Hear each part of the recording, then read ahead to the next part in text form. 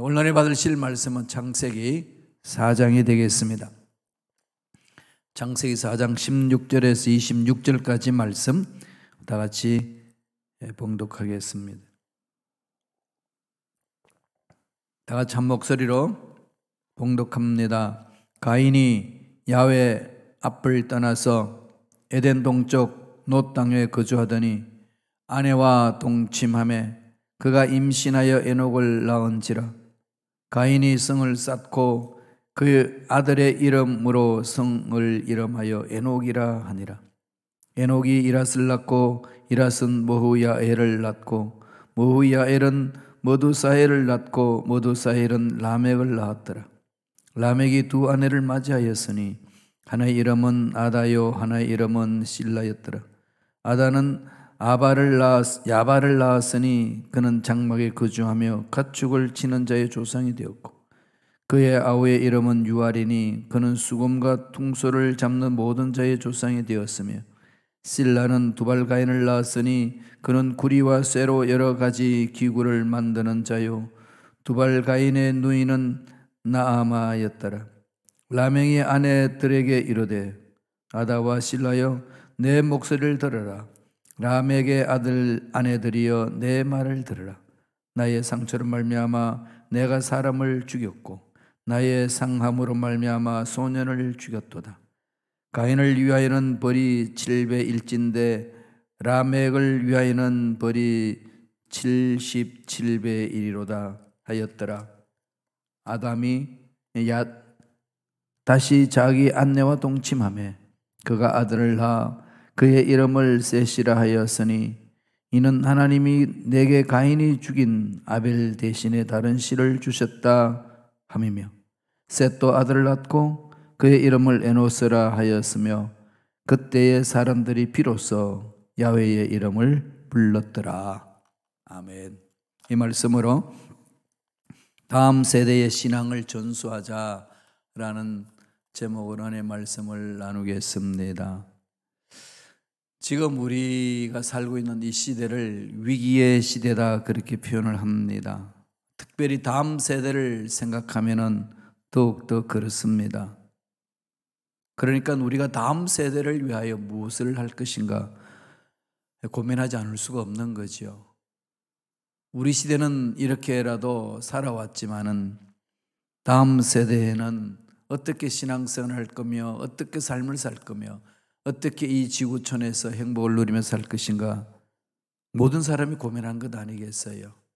그래서 어떤 사람은 오염되지 않는 지구를 물려줘야 되지 않느냐 그렇게 생각할 수도 있고 어떤 사람은 지적인 유산을 남겨야 되지 않겠냐 그렇게 말하는 사람도 있으며 또 어떤 사람은 많은 재산을 남겨줘야 되지 않겠냐 이렇게 생각하는 분들도 있습니다. 하나님의 자녀인 우리들 예수를 믿는 저와 여러분들은 다음 세대에 무엇을 전해주고 싶으신가요? 다음 세대, 차세대의 교회의 자녀들에게 일꾼들에게 전해주고 싶은 것이 무엇인가요? 한마디로 말하면 뭘까요? 예수님이죠. 딱 한마디면 하면 됩니다. 예수 잘 믿자. 예수를 잘 믿으면 돼요. 교회의 문제 왜 일어날까요? 예수를 잘 못 믿는 거죠. 왜 예수를 잘 못 믿을까요? 마음에 예수님이 없으니까. 예수님이 어떤 분인지를 잘 모르니까, 잘 못 믿고, 잘 못 믿으니까 삶이 엉망이 되고 마는 겁니다. 현대교회 공동체에 건물이 없나요? 물질이 없나요? 조직이 없나요? 사람이 없나요? 그럼에도 불구하고 이 세상을 고치는 데 쓰임받는 교회들이 많이 없지 않습니까? 물론 있는 교회들도 있지만은 크다는 교회들마저도 돌팔매질을 받고 있는 상황. 참 안타깝지 않나요? 왜 그럴까요? 예수를 잘 못 믿어서 그런 거죠. 제가 죽으면서 유언 한마디만 남기라고 그러면 딱 한마디 하고 싶어요. 자녀들에게 너희들 예수 잘 믿고 와라. 지금도 마찬가지입니다. 우리 성도님들에게 꼭 하고 싶은 말이 있다면 우리 예수 잘 믿읍시다. 예수 잘 믿으면 문제 해결되는 게 아니겠어요? 그러면 나 자신을 봐야 되죠. 나는 예수를 잘 믿는 사람인가? 우리 가정은 예수를 잘 믿는 사람인가? 아니면 세상 풍조에 끌려다니면서 이 사람 말이 흔들리고 저 사람 말이 흔들리고 이 환경이 흔들리고 저런 환경이 흔들리고 그런 삶을 사는 것이 뭐 인간은 그러니까 그러면서 사는 삶인가? 돌아봐야 하겠습니다. 그래서 오늘 저는 말씀을 통해서 다음 세대의 신앙을 전수하자. 우리 1세대의 신앙을 2세대, 3세대에게 잘 전수만 된다면 얼마나 좋겠어요. 이스라엘 백성들에게도 그 10가지 재앙 애굽에서 재앙당한 걸 다 지켜본 1세대, 홍해가 갈라지는 것을 경험한 1세대, 그 광야에서 옷이 헤어지지 않고 신발이 헤어지지 아니하고 거기에서 물을 마시고 만나를 먹고 메추라기를 먹는 그 기적을 맛봤음에도 불구하고 신앙이 제대로 전수되지 않았어요. 결국 가나안 땅 못 들어갔잖아요. 모세가 그렇게 눈물로 호소하고 그렇게 하나님의 기적을 우리는 체험하며 살아야 된다고 목소리 높이 외쳤지만 자꾸 세상에 옛날 습관에 끌려다녀서 제대로 해내지를 못했습니다. 그 이전에 오늘 이 본문의 말씀을 보면은 아담과 하와, 거기에서 가인과 아벨, 이 사건으로 계속 이어지는 거 보면은 두 가지 나눠지잖아요. 하나님의 말씀 안에서 잘 성장성숙하는 가문이 있는가 반면에 하나님의 말씀과 분리되어서 하나님과 대적하고 죄악에 빠져 있는 그런 가문도 볼 수 있습니다. 이 두 흐름의 가문을 보면서 우리 마음에 무엇을 새겨야 될까요? 정말 다음 세대에게 신앙을 잘 전수해야 되겠다, 이런 마음이 생기지 않습니까? 다음 세대에게 신앙을 잘 전수시켜야 그들이 어떤 상황을 처하든 어떤 문제가 있든지 자기가 자기 자신을 지키며 하나님의 일을 감당할 수가 있습니다. 왜 신앙 전수가 좋아야 될까요? 첫째로 불신앙의 전수는 하나님을 떠나게 만듭니다.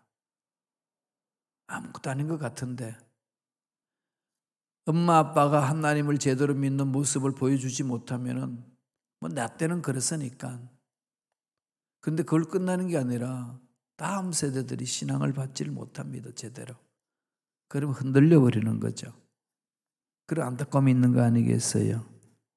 죄는 하나님으로부터 분리시키기 때문에 그렇습니다. 창세기 4장 16절 보실까요? 다 같이 읽겠습니다. 가인이 야훼 앞을 떠났어 에덴 동쪽 놋 땅에 거주하더니, 이 앞절에 보세요. 가인이 야훼 앞을 떠났어. 아벨을 죽이고 나서 내가 아벨을 지키는 자이니까, 죽이고 나서 하나님 찾으니까 야, 네 아우 어디냐 그랬더니 내가 죽였습니다가 아니라 내가 아벨을 지키는 자이니까 대듭니다. 그러니까 하나님 떠나는 거죠. 죄는 하나님과 분리시킵니다. 아무리 좋은 거 물려주고 아무리 이 세상의 풍족을 물려줘도 다 없어지는 것들이잖아요. 이 세상에 없어지는 것들인데 없어지는 것들을 물려줘서 내 할 일 다 했다 그러면은 그는 이 세상에서 끝나는 겁니다. 영원한 것을 물려줘야 되지 않겠습니까? 하나님은 하나님의 형상대로 저와 여러분들을 창조하셨고 하나님이 주신 복을 받아 누리기를 원하는데 아담과 하와 타락함으로써 그 축복을 잃어버렸습니다. 그 결과 죄가 세상에 들어왔고 그 죄로 인하여서 가인과 아벨이 형제지간에 다툼이 생겼고 살인이 생겼습니다. 참 안타까운 거죠. 거기 원인은 어디 있죠? 죄로 출발한 겁니다. 아담과 하와가 죄를 지어서 무너졌을 때도 하나님 어떻게 했습니까? 당팔에 그냥 썰어버리는 게 아니라 긍휼히 여기셨어요. 품어줬습니다. 죄를 벗겨주시고 살려주신 거죠. 창세기 우리 3장 21절 보고 갈까요? 다 같이 한 목소리를 켰습니다. 야훼 하나님이 아담과 그 아내를 위하여 가죽옷을 입혀 지어 입히시니라. 아담과 하와가 죄를 짓고 나서 자기 수치심을 발견하는 겁니다. 하나님과 단절되게 되니까 절망을 체험하는 겁니다. 그런 자들을 위하여 짐승을 잡아서 짐승을 희생시켜서 그들의 수치를 가려줬어요. 가죽옷을 입혔다. 이미 이 사건을 통해 가지고 하나님은 예수 그리스도 십자가의 희생을 통하여서 우리를 살려주시겠다는 것을 상징으로 보여주는 거죠. 피 흘림이 없으면 사함이 없느니라. 그래서 우리 죄를 위하여서 짐승의 피를 발라서, 짐승 피 자체에 무슨 능력이 있겠어요? 하나님 말씀에 그렇게 하면은 너희들은 죄에서 벗어난다라고 말씀하시는 그 말씀에 순종함으로 우리 죄 씻음 받는 거지요. 그럼요. 하나님 명령에 순종함으로. 아이고 꼭 양의 피를 발라야 돼. 돼지 피는 안 돼. 꼭 그런 사람들이 있어요. 왜 그런지 모르겠어. 어떤 종족에는 그래요. 돼지 피를 뿌리고 그래요. 또 사탄의 종교들도 그 짓 하잖아요. 피는 피인데 그러면서. 피 자체에 능력이 있다는 게 아니고 하나님이 명령에 순종함으로 능력이 있는 거 아니겠어요? 그럼 구약 시대에도 이미 믿음의 순종이죠. 아버지께서 하라고 하셨기 때문에 하는 것뿐이에요. 거기서 자꾸 인간들은 악한 영에 사로잡혀가지고 야 꼭 그래야 되냐? 꼭 하나님 먹지 말라고 그러더냐? 이러면 자꾸 엉뚱한 생각을 해내잖아요. 정말 먹으면 죽는다 그러더냐? 아니야, 죽을까 하노라 딴 생각을 하면서 하나님의 말씀을 왜곡시켜 버립니다. 이게 악한 영들이 하는 짓이고 악한 영에 사로잡힌 사탄들이, 이단들이 하는 짓 아니겠습니까? 그래서 오늘 보니까 가인이 말씀 안에 서지 못하니까 오늘 말씀 뭐라고 그럽니까? 하나님 앞을 떠났다. 그런 거죠. 분리시킵니다. 죄는 분리시켜요. 그래서 이 신앙을 잘 전수하지 못하면 자식을 망하게 하는 겁니다. 이런 사람을 뭐라고 그러죠? 유다서에 보면 19절에 유다서 한 장밖에 없지요. 성경 읽기 하면은 꼭 유다서 택하는 사람이 있어요. 책 한 권 읽는 거. 그 다음에 성경 쓰기 하면 나 유다서 택한다는 거. 가만히 보면 한 장이거든. 하루만에 다 써버려. 그러니까 어떤 사람은 10편 좋아서 했는데 그냥 이게 150편이잖아요. 근데 유다서는 한 편. 이런 데는 야곱이면 안 돼요. 19절 한번 볼까요? 다 같이 읽겠습니다. 이 사람들은 분열을 일으키는 자며 육에 속한 자며 성령이 없는 자니라. 육에 속한 자니까 육에 있는 것들만 생각하는 거죠. 땅에 있는 것들만 바라봅니다. 그래서 막 열심히 살아요. 막 정말로 뼈가 부스러지도록 열심히 사는데 하나님이 주시는 복은 받지 못하는 어리석음이 있잖아요. 이 땅에서의 복은 하늘 문이 열려야 돼요. 영혼이 잘된 같이 범사가 잘 되고 강건함이고 먼저 그 나라 그 일을 구하라. 그러면 이 모든 것은 넘치도록 채워주시라. 이건 영적인 원리입니다. 이 원리 안에 들어가야 되는 거죠. 그런데 악한 영들은 자꾸 꼬덕이잖아요. 야, 그래서 어떻게 사냐? 열심히 일해서 사는 거지. 예, 맞잖아요. 열심히 해서 사는데 열심히 일하는 능력 누가 주십니까? 하나님이 주시고 하나님이 지혜 주시고 하나님이 건강 주시는 것 아니겠습니까? 그렇게 해서 우리 일들을 감당하기 때문에 우리는 불신앙이 전수돼서는 안 됩니다. 여기 쭉 읽어보면은 하나님을 떠나서 세상을 섬기는 거잖아요. 그래서 성을 쌓아서 자신을 보호해 주도록 합니다. 쭉 읽어보면은 라멕 자녀들이 있고 아발 자녀들이 있고 유발 자녀들이 있고 두발가인 자녀들. 이거 가인에서 이제 후손들 쭉 나열하면서 육축을 치기 시작했고 수건과 통속, 음악을 만들고 날카로운 기계를 만들어서 결론은 뭐죠? 두발가인은 뭐라고 고백합니까? 사람을 죽이는 일에 내가 이 일을 했다. 신앙이 제대로 전수하지 못하니까 후손들은 거기서 하는 것이 그냥 착각하면서 가는 거죠. 이건 우리 좀 깊이 이 말씀을 마음판에 새겨야 되지 않겠습니까? 꼭 기억합시다. 그리고 나중에 이젠 에서는 아브라함의 그 자녀 중에 이삭 있고 이삭의 그 자녀들 중에 에서와 야곱이 있는데 그 에서는 하나님이 주시는 영적인 축복을 누리지 못하고 에돔이라는 지역에서 살고 있잖아요. 그렇지만 야곱은 몸부림치면서 하나님 앞에 나오고 하나님의 누리는 복을 주시는 복을 누립니다.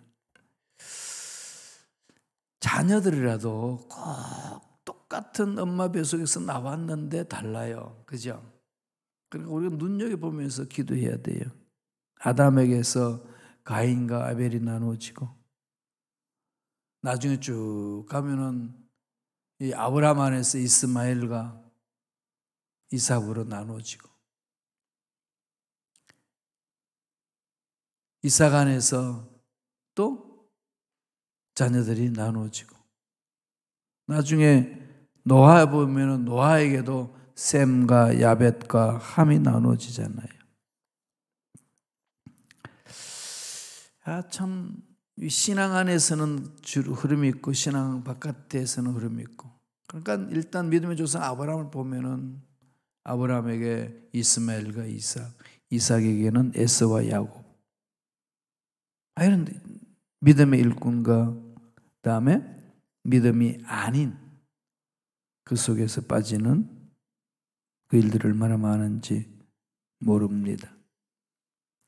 그래서 불신앙이 전수되면 하나님을 떠나게 되고 악한 영들이 끌려다닌다는 거죠. 교회가 정신 차려야 될 이유가 여기 있는 거 아니겠습니까? 어른들이 싸움박질하고 교회가 나누어지고 막 이러면 자녀들이 뭘 배우겠어요? 그러니까 그 교회를 떠나게 되고 젊을 날에 교회 떠나면은 이 악한 영들이 가만두나요? 이리 흔들고 저리 흔들고 고통 중에 빠지는 거죠. 참 우리들은 우리 신앙을 돌아보면서 후대의 신앙을 어떻게 잘 전수해 줄 것인가 깊이 새겨야 됩니다. 그럼 둘째로 신앙의 전수는 어떻게 해야 될까요? 예배예요. 예배에서 시작합니다. 예배를 잘 드려야 돼요. 예배에 성공해야 됩니다. 그런 환경을 극복할 수 있고 교회 공동체에서 이 사람 저 사람 말에 흔들리지 않고 자기 삶을 지킬 수 있습니다. 교회 누구 때문에 내 신앙이 흔들려 버린다면 얼마나 아픔이 있겠어요. 그리고 그 교회의 누구 때문에 다른 교회로 옮기고 나면은 또 극복하지 못해서 옮기기 때문에 그곳에 가면 또 그런 일이 일어나요. 그러면 나중에 순례자가 되어버립니다. 교회. 딱 뿌리를 내리고 이겨내야 돼요. 그 교회에 뿌리를 내리고 이겨내셔야 됩니다.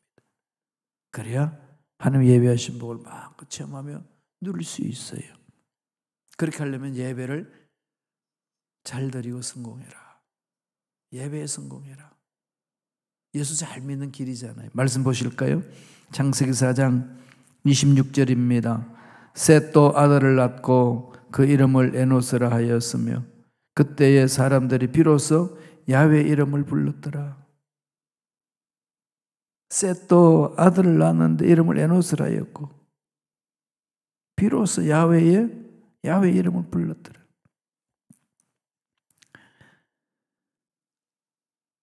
가인과 아벨에 봤을 때는 하나님이 제사를 드리는데 하나님께 제사를 드리는데 가인 것은 거부하고 아벨 것은 받으셨어요.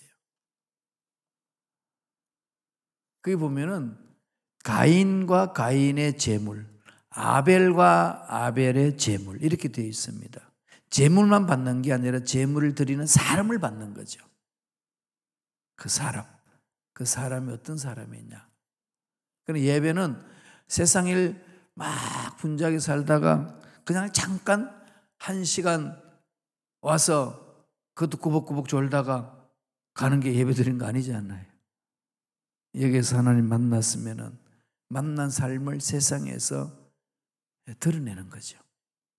그리고 드러내면서 이리 지치고 저리 지치어서 예배 공동체에서 다시 하나님 만나고 새 힘없고 하나님과 깊은 교제 나누고 예수 닮아가고 그렇게 해서 이 험악한 세상 나가는 삶 아니겠습니까? 하나님 앞에 예배를 드릴 때 하나님 기뻐하시는 예배를 드리면은 하나님 받으시는 거죠. 근데 세상 그걸 미워해요. 가인과 아벨을 통해서 알 수 있는 거죠. 아벨은 정말로 예배를 잘 드렸어요. 그런데 가인에게 죽임을 당하잖아요. 세상에 그래요. 우리 하나님 앞에 올바로 서고자 하면 세상에 미워합니다.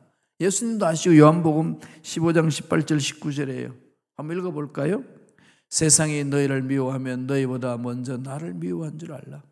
너희가 세상에 속하였으면 세상이 자기의 것을 사랑할 것이니라.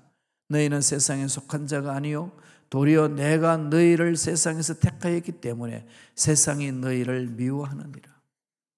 당연하다는 거죠. 참 예배를 잘 드렸는데 예배 잘 드린 사람이 살아야 되는데 악한 것들이 죽여버립니다. 이게 세상이에요. 그러니까 우리들은 믿음으로 써야 돼요. 이겨내야 됩니다. 하나님의 영광, 하나님의 은혜로 뭉쳐야 돼요. 그래서 악한 것들을 밀어내야 됩니다. 이런 신앙을 자꾸 이제 자녀들에게 물려주는 거죠.